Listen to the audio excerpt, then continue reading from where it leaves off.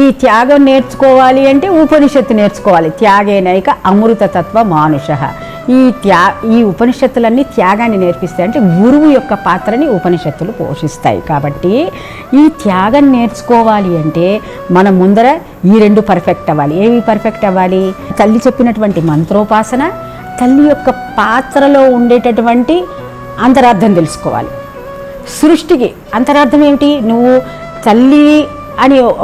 తల్లి అంటే సృష్టింపబడ్డావు. తల్లి దగ్గరకు వచ్చావంటే సృష్టించేది తల్లి కదా.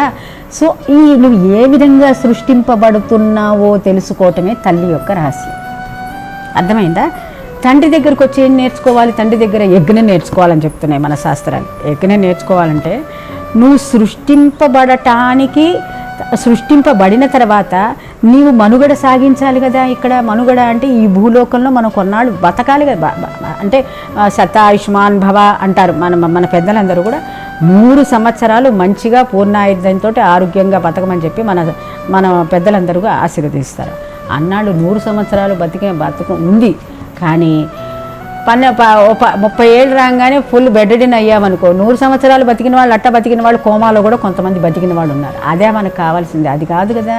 సో సరిగా ఎట్లా బతకాలి, ఆరోగ్యవంతంగా, వైభవవంతంగా, ఆదర్శవంతంగా ఎలా బతకాలో అది తండ్రి నేర్పిస్తాడనమాట. ఏ విధంగా? యజ్ఞము ద్వారా నేర్పిస్తాడు.